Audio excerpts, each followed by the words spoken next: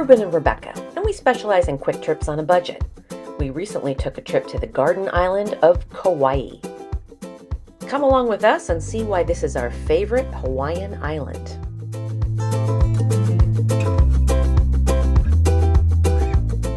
While Kauai is the smallest of the Hawaiian Islands, we recommend a rental car to explore all of it.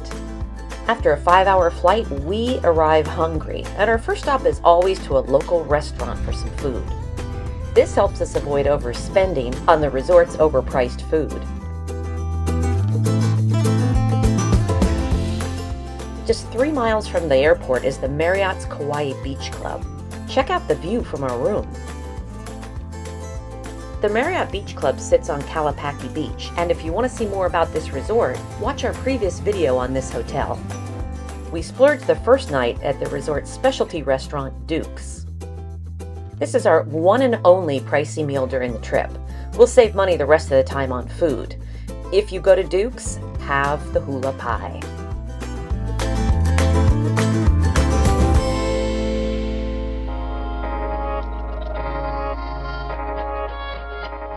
Our first day in Kauai, and we're off to visit some of the many beaches. Prince Kohio Beach is known for good snorkeling, particularly for having a lot of sea turtles, and it did not disappoint.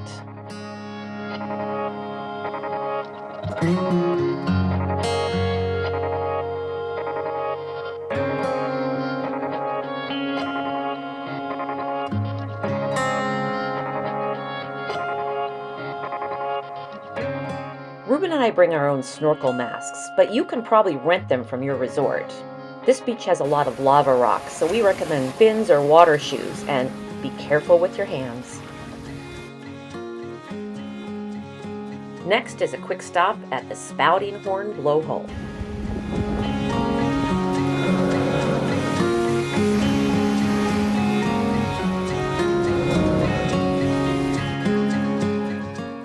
It's lunchtime, and we're on the search for cheap eats, and Puka Dog near Brenneke Beach fits the bill. Reuben and I don't like spending a lot of money on food when we travel, so take-and-go food that we can eat at the beach is just what we're looking for. Next up is a swimming beach at Brenneke's. Brenneke's has a built-in cove area with calm waters that's great for swimming with kids. But what is everyone looking at? The sea turtles have taken over this cove in the last couple of years. They use it as their resting and sometimes nesting grounds. You can't touch the turtles, but there's several of them swimming in the water with you.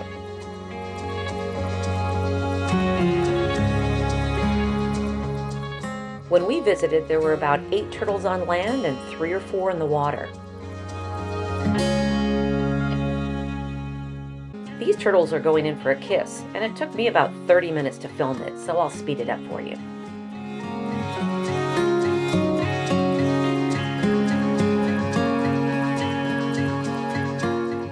If you want to get up close to sea turtles, Brenneke's Beach is almost a guarantee.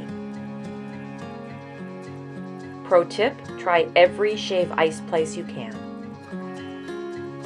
Our last beach of the day is our pick for a quiet swimming beach, Hyena Beach Park.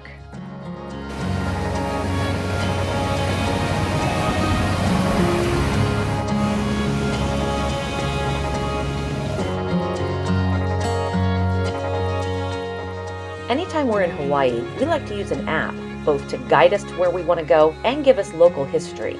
Our favorite is the Shaka Guide. A Hawaiian fish pond is a masterpiece of engineering that was invented by the ancient Hawaiians.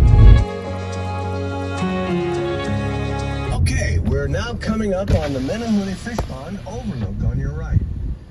Now, you can park off to the right side of the road in the wide medium if possible. Then, get out and take in the magnificent view. The Menehune Fish Pond was built by ancient Hawaiians by damming up the river to farm fish. It's dinner time, and here's a way we stay on budget. Food trucks. They have them all over the island. They're inexpensive, and most of them offer Hawaiian-style food.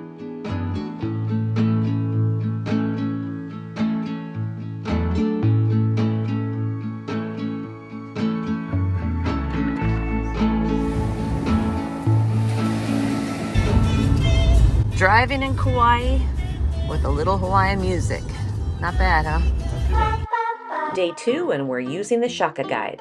We'll first head west to check out Kauai's coffee plantation fields.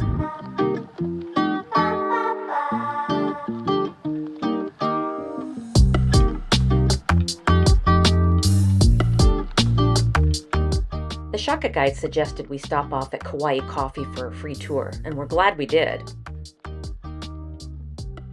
Besides the beautiful grounds, we learned about the old way and the new way of harvesting coffee on Hawaii.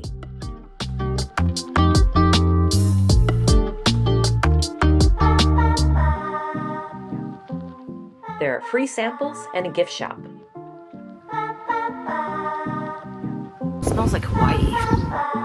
We'll go north towards Waimea Canyon and up into the mountains to the end of the road at Kokea State Park.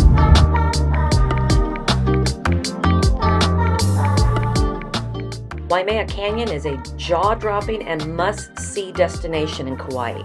It's known as Hawaii's Grand Canyon.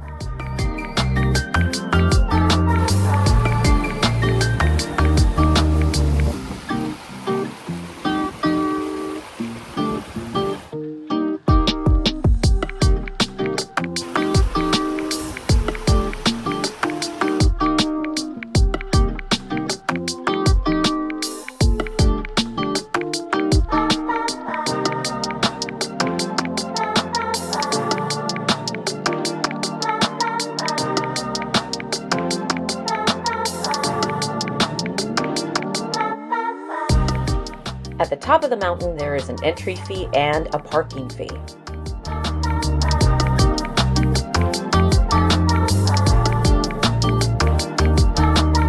So this is Waimea Canyon. This video is not doing it justice at all. Beautiful colors, the redness of the rust of the iron. It was formed here by these volcanoes a good 5 million years ago. It's just a beautiful, beautiful lookout. Worth fighting a little bit of traffic and people to get up here. This is the one spot so far that's been very crowded.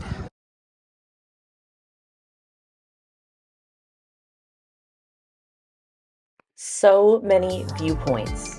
A pricier way to see the canyon is this helicopter tour.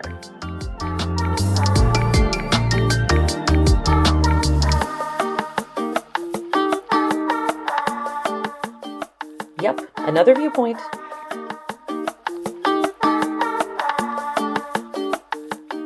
At the top of the mountain is a small museum showcasing the flora and fauna of the region.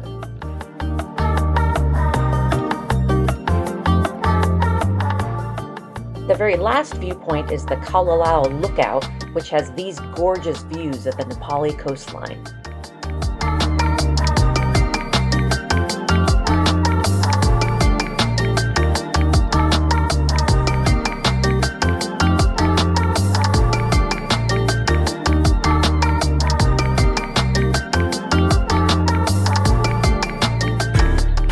Saving money on food in Kauai means taco shops. They're plentiful and delicious.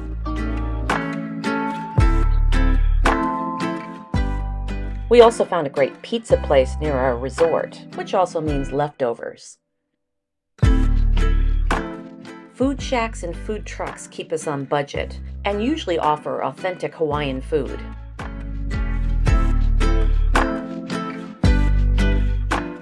We like booking hotels or resorts that have kitchens and kitchenettes.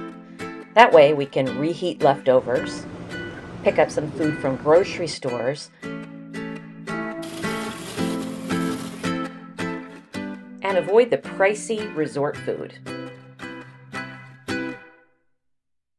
We will splurge one night for dinner, and in Kauai, it's Duke's.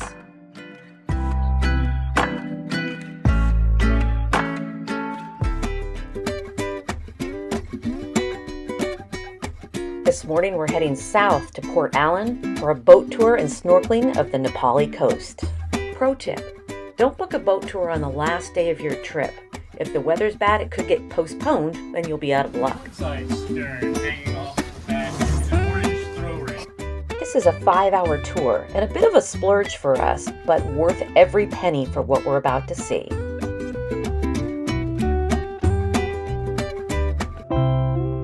The NaPali coastline might be one of the most beautiful places in Kauai, and you can only view it up close by boat or helicopter.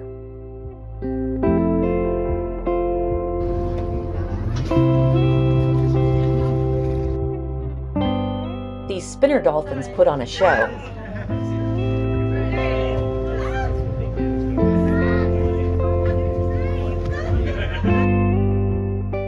But the real show is this beautiful coastline.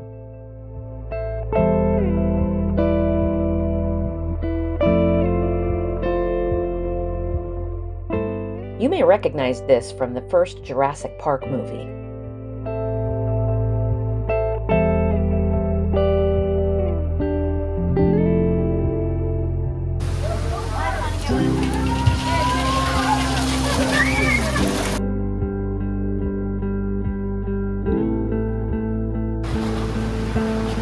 The rock we see in the middle used to be the ceiling of this cave. Reuben and I have done this trip before on a big catamaran, but we prefer the smaller boat to get inside these caves.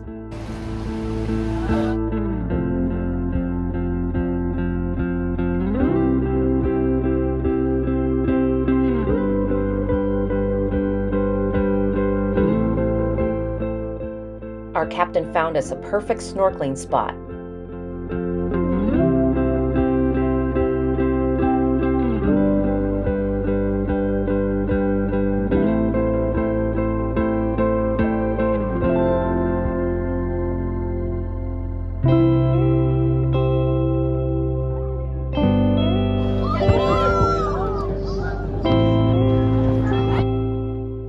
One last whale spotting before we pull into port. We spent the rest of the afternoon poolside at our resort.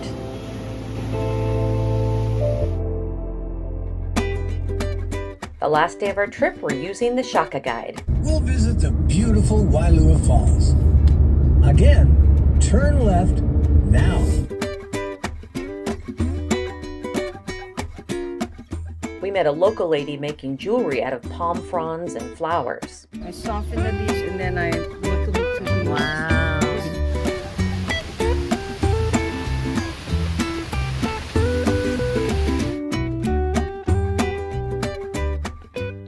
We stopped for a few hours at Lightgate Park, which is an excellent swimming beach.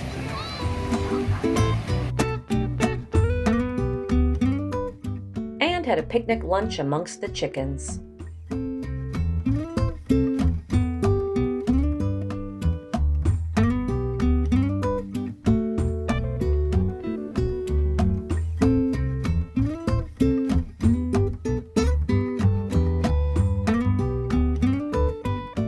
This is all that's left of a place of worship built by the ancient Hawaiians.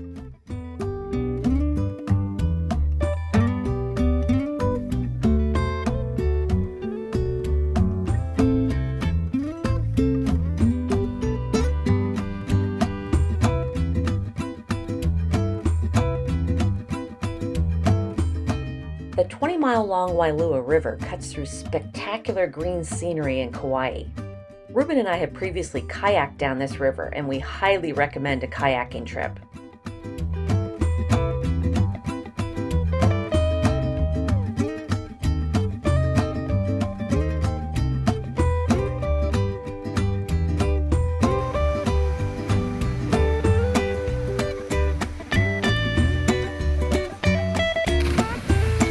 This is why I love the Shaka Guide, because you'll find places, it'll take you to places like this, kind of off the beaten path. It's just us out here, and we would never find this place if it wasn't for the Shaka Guide. And sometimes you're on your way to the main thing and the Shaka Guide will tell you to pull over and give you a great view site or a little watering hole you can swim in and some amazing things that we would have never found on our own. We're not sponsored by them, we just really like them. If you want to sponsor a Shaka Guide, we're all for it.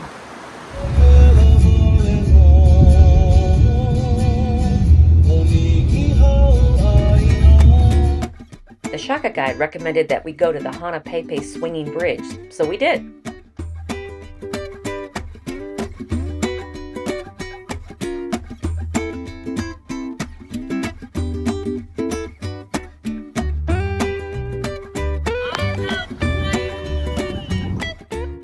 Hanapepe is a tiny little town that's apparently home to Lilo and Stitch and boasts the biggest backpack.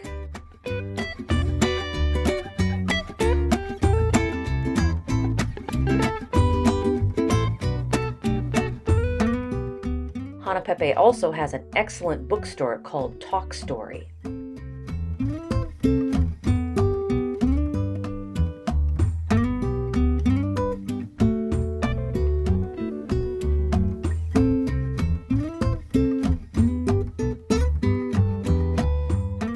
Of course they have a bookstore cat.